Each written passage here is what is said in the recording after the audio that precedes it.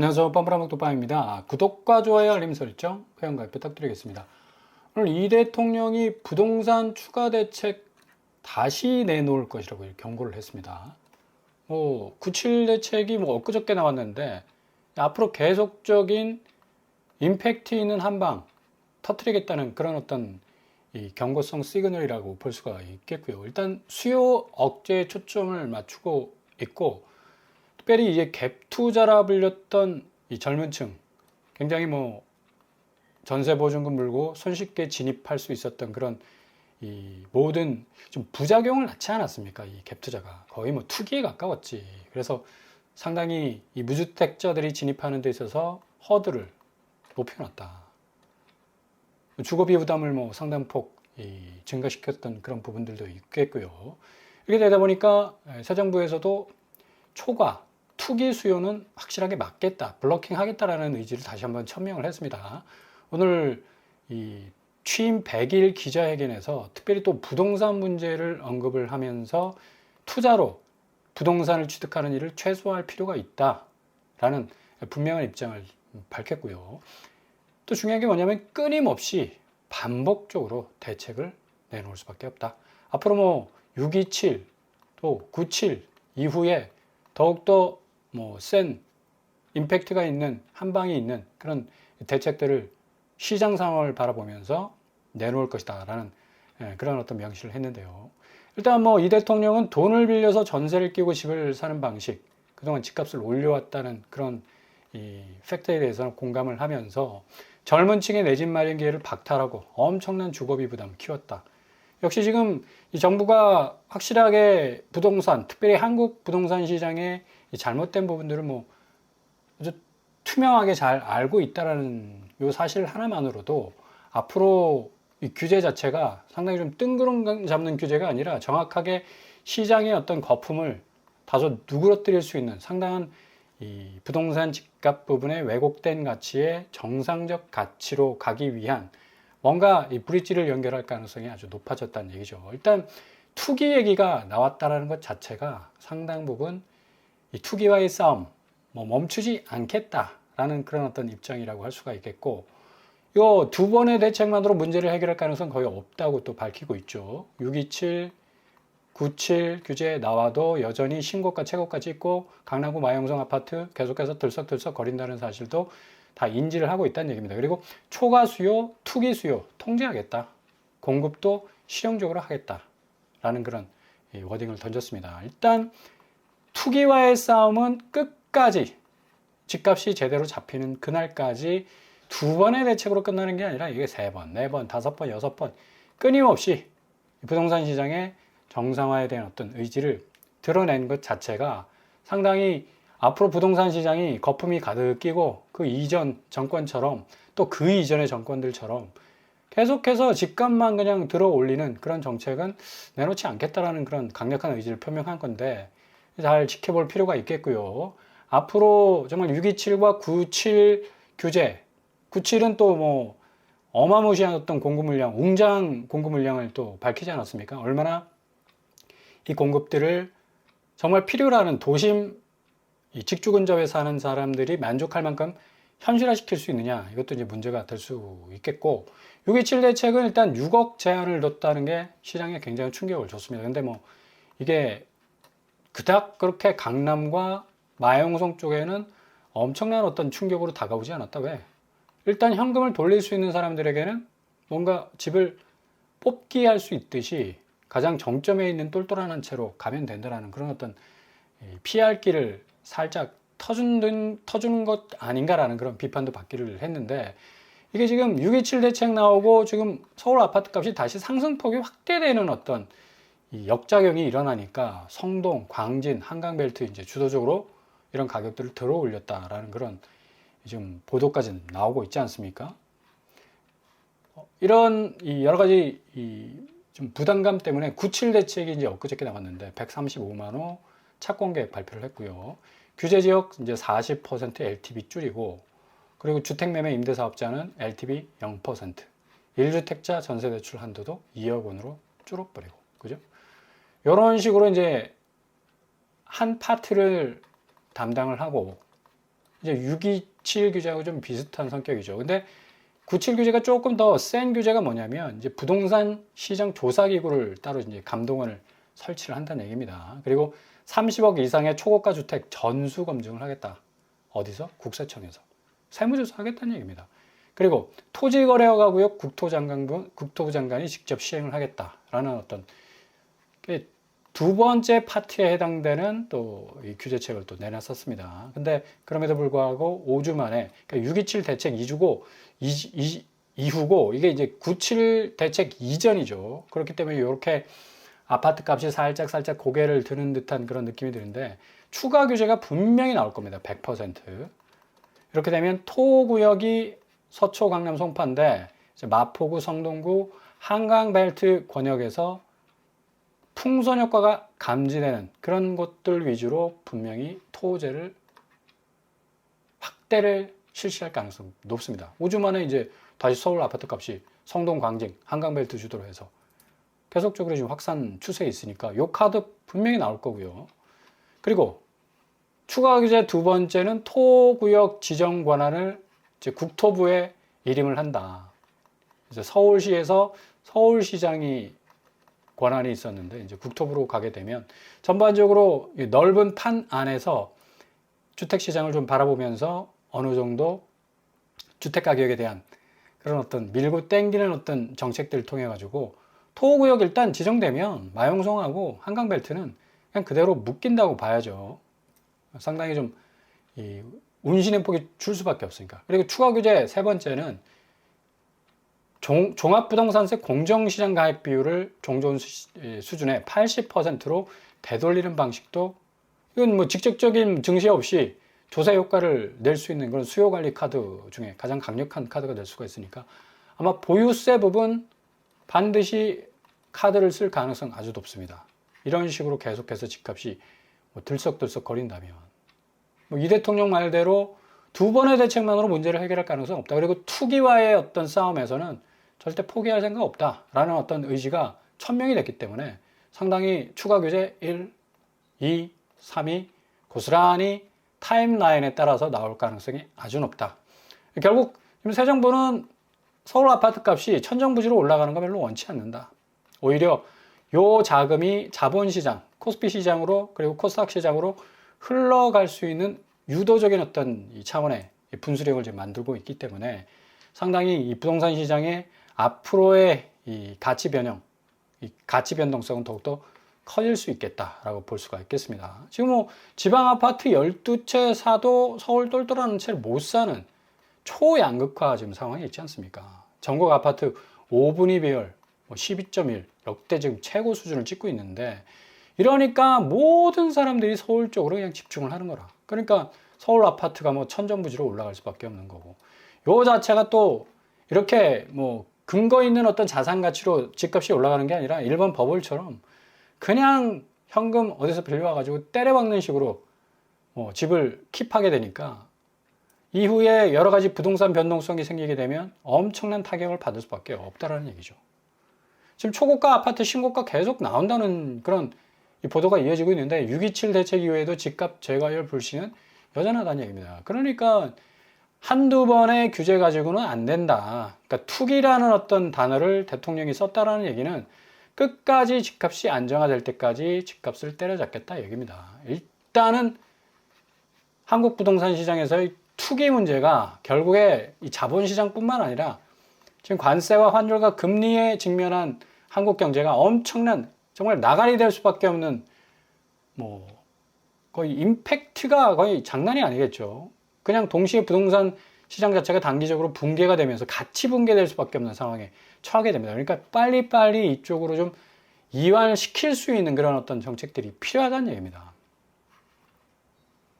그래서 뭐 국세청장이 현금 부자들 긴장하시라, 강남, 마용성 30억 이상 주택 거래 그리고 세금 탈루 전수 검증한다고 하지 않습니까? 이거 전례가 없었던 거거든요. 국세청이 이렇게 두 팔 걷어붙이고 아파트 시세, 특별히 30억 이상의 아파트 시세는 뭔가 좀 이상 거래가 있지 않나 돋보기를 딱 들이대고 쳐다보겠다는 얘기입니다. 결국에 가서는 이렇게 불법적이고 편법적인 거래들이 분명히 섞여 있을 거예요. 이거 다 골라내겠다는 얘기고, 결국은 신고가를 경신하고 있는 강남사구와 마용성이 지금까지의 모든 아파트 거래가들을 견인하는 그런 어떤 역할을 해왔기 때문에 의도적으로 아파트값 띄우기 위해서 자금 출처 여러 곳으로 땡겨서 여기에 위치하고 있는 아파트들 샀을 가능성도 높고, 그러니까 뭐 빠짐없이 전수 검증하겠다는 그런 얘기까지 나오고 있지 않습니까? 압구정과 한남 뭐 대출기재 무풍지대다 100억 이상 주택 이거 다 취소가 났습니다. 그러니까 어마무시하게 현금 싸들고 와가지고 보따리로 싸들고 와가지고 쫙 풀어서 그냥 단박에 현금 박치기로 여기 산 것 같이 보이지만 100억 거래 이상은 거의 다 99.9% 거래 취소가 떴어요. 그러니까 여기 한번 들여다 보겠다는 얘기입니다. 올 들어서 29건 작년치를 돌파했죠. 5, 6월 달에 아파트 값이 뭐 천정부지로 오르면서 요때 이제 딱 진입해가지고 뭔가 집값을 더 띄우기 위한 작전이 들어가 있지 않나 쳐다보겠다는 얘기고, 늘어나는 100억 이상 초고가 거래 단지를 봐도 지금 2022년 4건, 5건 했던 게 지금 거의 30건에 가깝다는 얘기입니다. 그러니까 요 이하의 아파트 거래, 그러니까 100억 원 이상 말고 50억, 30억은 뭐 수두룩 빽빽하죠. 그냥 발에 차일 정도로, 그 정도로 뭐 수두룩 빽빽한데, 과연 정상적 거래가 얼마나 될까라는 또 물음표가 나올 수밖에 없는 거고요. 지금 뭐 최고가 순위 보십시오. 서울 강남구 현대 6차 103억, 신현대 100억, 현대 8차 83억, 한양 2차 80억, 한양 8차 79억, 아이파크 30 삼성 78억, 타워 팰리스 2차 75억. 뭐 이게 지금 뭐 거의 무슨 뉴욕에 있는 빌딩 값과 비슷하게 느껴지는 아파트 34평짜리, 뭐 40평짜리가 지금 100억이 넘어 버리니까 정말 황당무계하죠.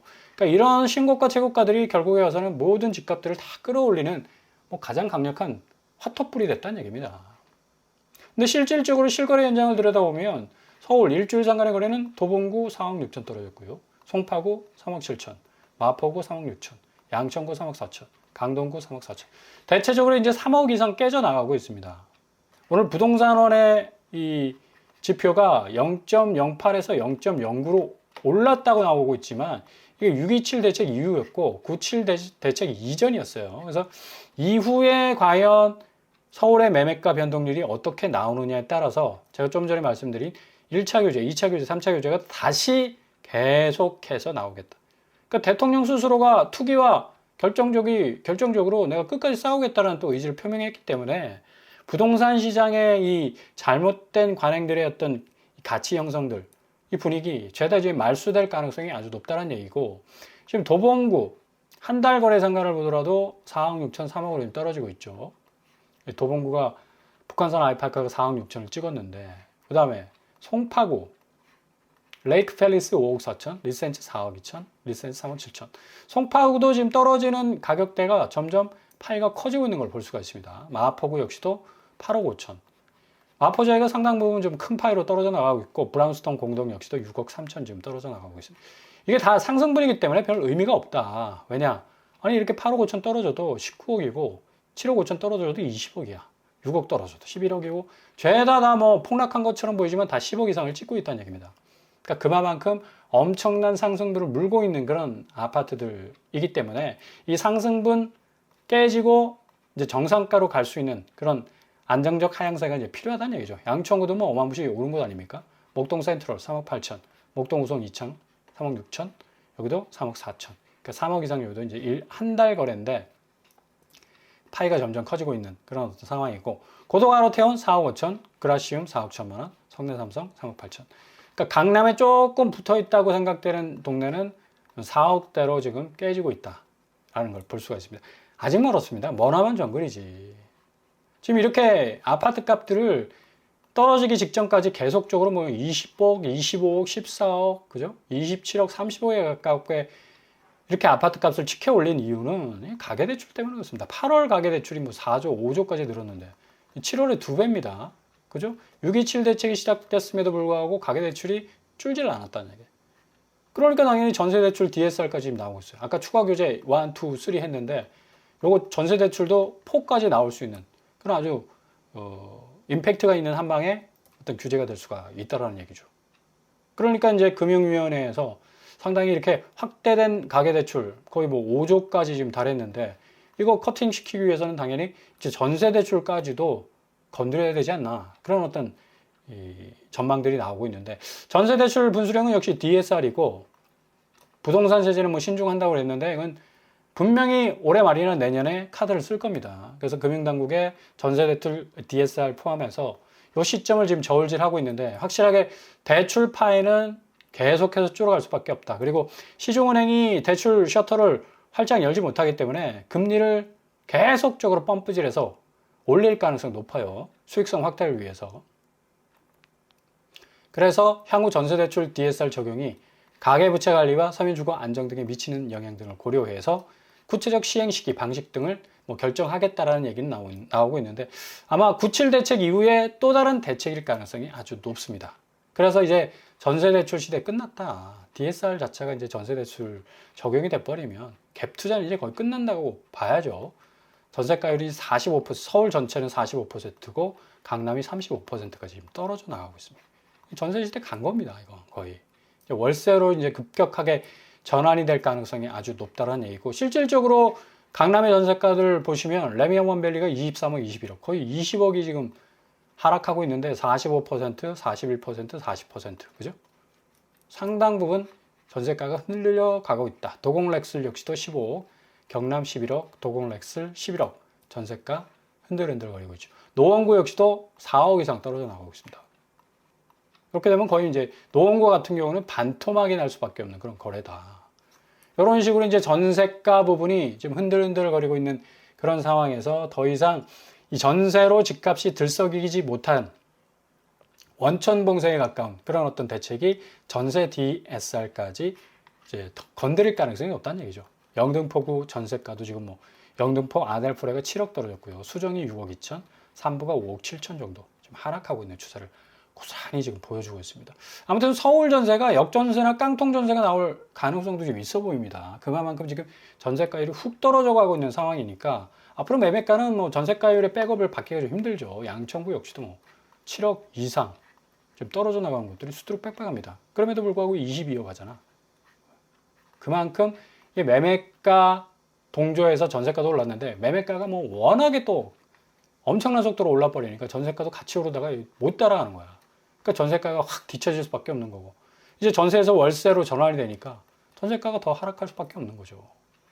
강남 전세가율 이제 38.7%까지 왔어요. 서울 집값 요 퍼센테이지만 봐도 거의 뭐 폭락에 가까울 정도로 엄청난 하락세를 기록할 가능성이 어느 때보다도 높다고 할 수가 있겠습니다. 그래서 오늘 이 대통령이 말한 투기와의 싸움은 그 규제가 2차, 3차, 4차 뭐 상관없다. 끝까지 집값이 안정화될 때까지 대책을 내놓겠다라는 그 워딩은 아마 서울 부동산 시장에 시그널을 분명히 줄 겁니다. 앞으로 부동산 시장의 고점과 최고가, 신고가 아파트의 그 상승세는 무의미하다. 이제 뭐 자본시장이 워낙에 변동성이 크기 때문에 그쪽으로 좀 이 묵혀있는 75% 국민의 자금들이 좀 움직여줘야지. 아니, 국민이 살고 국가가 살고 경제가 살고 기업이 살 거 아닙니까? 아파트 매매 가격만 이렇게 그냥 뭐 단기간에 올려버려도 이게 생산적 가치가 없잖아, 솔직히. 국내 내국인 안에서의 어떤 거래 안에서 뭔가 의미가 있지, 이게 뭐 글로벌한 자산도 아니지 않습니까? 물론 뭐 외국인들이 들어와가지고 아파트를 산다 하지만 대부분 투기성에 가깝고 단기적으로 시세 차익 노리고 들어오는 건데, 장기적으로 그 사람들 자기들 묻어두기 위해서 사는 거 아니에요. 여기까지 내려왔는데 여기서 살짝 또 고개를 든다 이겁니다. 6.27 대책 이후에. 그러니까 97 대책 나왔으니까 요 0.09가 어느 방향으로 가느냐에 따라서 앞으로 대출 규제 또 혹은 여러 가지 추가 규제들도 나올 가능성이 어느 때보다도 높다. 그래서 9월 한 달 좀 잘 지켜보시고요. 확실한 집값 조정기의 양상이 더욱더 아주 현실화될 가능성이 어느 때보다도 높다고 할 수가 있겠습니다.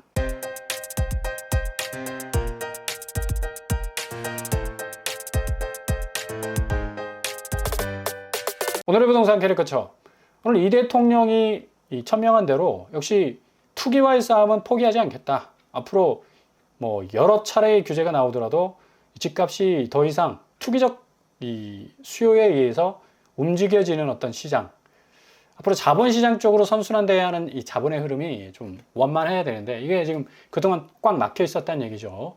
앞으로 이 부동산 시장 상당히 이 가격 변동성이 이전에도 없었고 이후에도 없을 새로운 분수령을 맞이할 가능성 어느 때보다도 높다고 할 수 있겠습니다. 오늘도 원합니다. 항상 여러분의 길이 꽃길만 되실 수 있길 바랍니다. 이상으로 버무라 목독방을 마치겠습니다. 구독과 좋아요 부탁드립니다. 감사합니다.